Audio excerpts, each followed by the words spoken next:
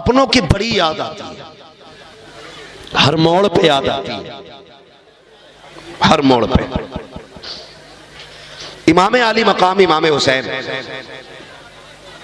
हरम शरीफ के दरवाजे पे पहुंचे ना, तो अचानक मुड़ के पीछे देखा और रो दिए। अल्लाह अल्लाह। किसी ने कहा रोए क्यों? कहने लगे आज जब जा रहा हूं ना तो मुझे वो दिन याद आया, एक दिन मैं नाना के साथ यहां आया था और नाना हरम शरीफ के अंदर थे, मैं बाहर निकलने लगा तो मुझे मुड़ के आवाज दे के कहा था हुसैन हमसे दूर न जाना। क्या बात। कहने लगे आज हुसैन करबला जा रहा है। मैं जब यहां आया तो फिर से लगा नाना आवाज दे रहे हो। रोया इसलिए कि मुड़ के देखा तो नाना नजर नहीं आए। ओ भाई अपने अपने होते हैं, बाप बाप होता है, इसकी कोई मिसाल नहीं मिल सकती और इसकी कोई कीमत भी नहीं हो सकती। हमने बड़ी बड़ी खुशियों के मौके पे बड़े बड़े जिगर वालों को रोते देखा है।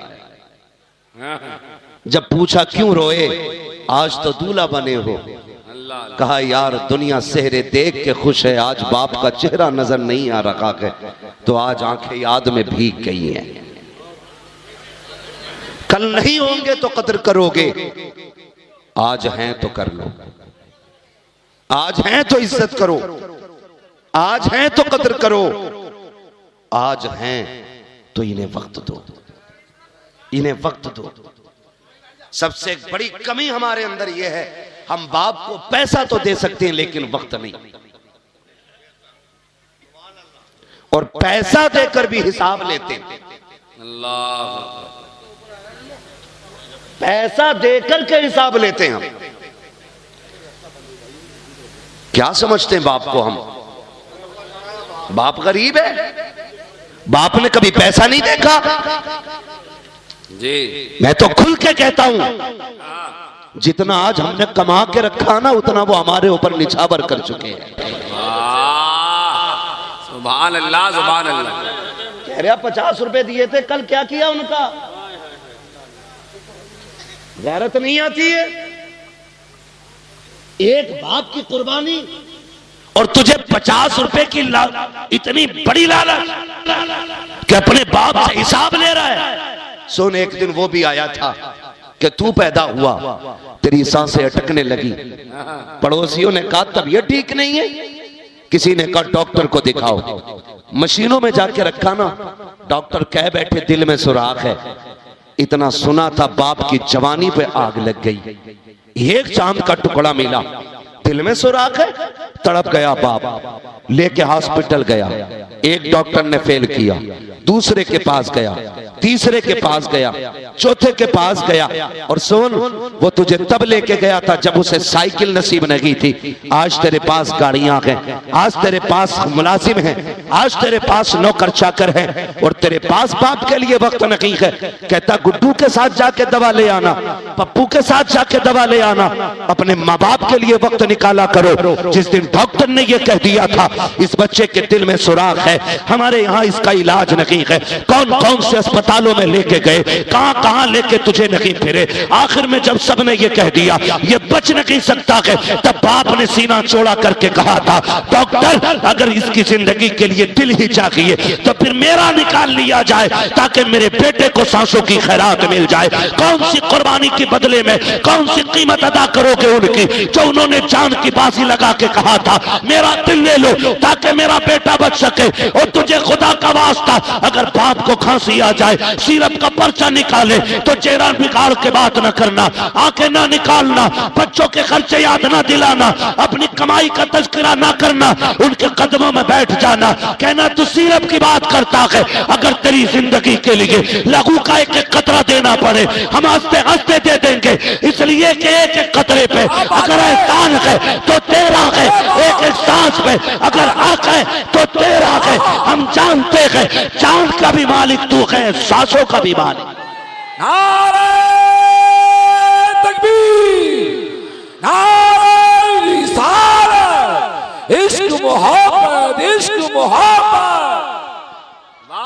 साहब, वाह वाह वाह। ओ भाई, जिंदाबाद जिंदाबाद। बड़ी दौलत होते माँ बाप, लगाओ। और मैं सारे बेटों से कहूंगा, हाजी साहब के ही नहीं, जितने भी बाप की औलाद बैठी है यहां पे, कोई है जो बिना बाप के आया हो?